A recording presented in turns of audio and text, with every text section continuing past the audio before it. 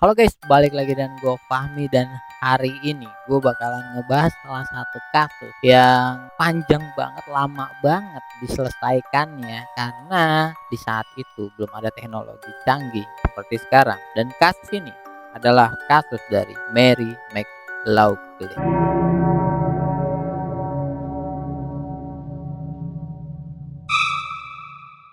Welcome buat teman-teman yang baru tahu channel ini dan gue mau ngasih tahu kalian karena gue bakalan upload di setiap minggunya mungkin minimal 2 atau 3 video di setiap, jadi lu semua wajib subscribe.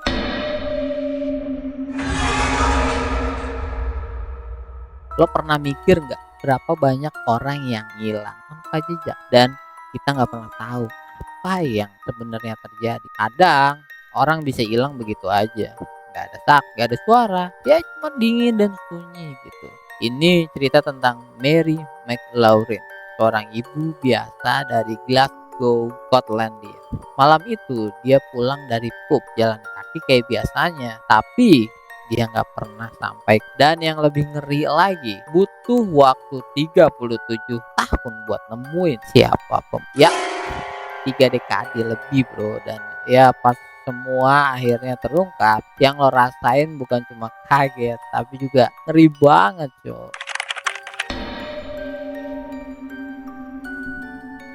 Glasgow, 26 September 1984. Kota kecil yang dingin dan malam itu hujan gerimis. Mary umur 58 tahun lagi ngabisin waktu di pub lokal bareng temennya. Mereka ngobrol, minum lah dikit ya kan, santai lah ya. Gak ada yang aneh-aneh gitu. Sekitar jam 10 malam, Mary pamit. Dia bilang mau pamit ke flat anaknya dulu sebelum pulang ke rumahnya sendiri.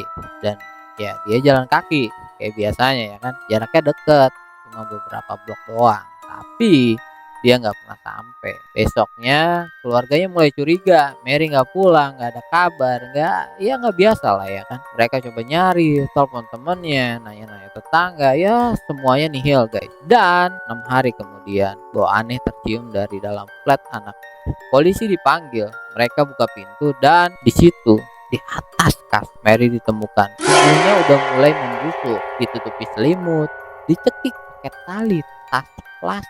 Polisi mulai melakukan investigasi, tapi pada tahun segitu di 1984 nggak ada tuh teknologi canggih, belum ada tes DNA, belum ada CCTV, belum ada, semuanya serba manual guys.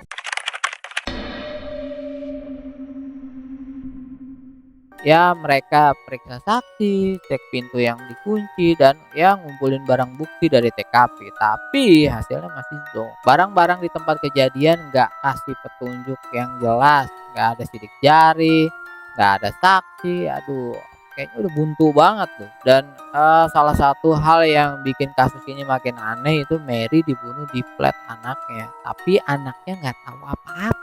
Dia lagi pergi waktu itu, nggak ada yang lihat pelakunya masuk, nggak ada yang dengar suara gaduh.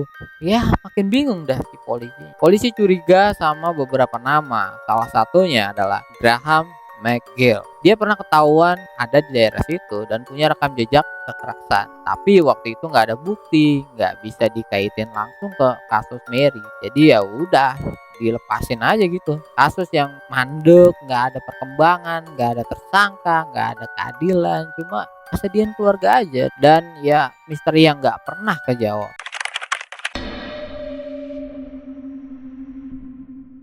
Tahun terus berlalu, 90-an lewat, tahun 2000-an juga lewat, sampai akhirnya di tahun 2019 polisi Skotlandia mulai reopen kasus-kasus lama yang belum pernah kelar, termasuk kasus dari Mary McLaughlin. Teknologi udah makin canggih, tes DNA bisa mengungkap hal yang dulu nggak bisa dilihat. Barang bukti dari TKP Mary dibuka lagi, kayak potongan baju, selimut, bahkan tali plastik yang dipakai buat mencekik Mary itu masih ada. Dan lo tahu apa yang mereka temukan? Jejak DNA. Dan DNA itu match banget 100% sama Graham McGill.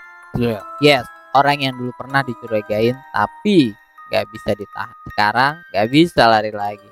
Ternyata waktu Mary dibunuh, Graham lagi cuti dari penjara. Dan parahnya, dia nggak balik tepat waktu, udah nyerempet lagi ke kriminal, tapi lolos. Polisi langsung gerak cepat, Graham ditangkap, diinterogasi, tapi dia ngotot nggak ngelakuin, tetep aja ngelak dia. Tapi bukti udah kuat banget, DNA dia ditemukan di berbagai barang Mary, nggak mungkin kebetulan.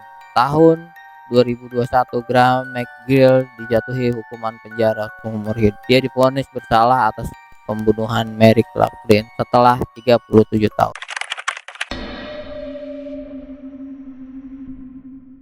Kisah Mary McLaughlin ini ngasih kita pelajaran penting. Kadang keadilan gak langsung datang, kadang butuh waktu, kadang panjang, kadang bikin frustasi. Tapi kebenaran itu sabar, dia nggak kemana-mana, cuma nunggu waktu. Gue salut sama keluarga Mary yang nggak pernah nyerah, sama detektif yang terus ngejar meski kasusnya udah ditutup, dan juga teknologi yang akhirnya bantu nunjukin siapa sebenarnya pelakunya. Lo bisa lari dari banyak hal, tapi lo nggak akan pernah bisa lari dari DNA lo sendiri. Oke, itu tadi cerita lengkap soal kasus Mary McLaughlin. Gila banget ya, 37 tahun dan akhirnya terpecahkan ya kan. Kalau lo suka cerita-cerita kayak gini, klik aja like sama subscribe, dan ya biar nggak ketinggalan konten misteri dan true crime lainnya. Gue pamit dulu, sampai ketemu kasus berikutnya, dan ingat, di balik setiap misteri selalu ada suara buat leader.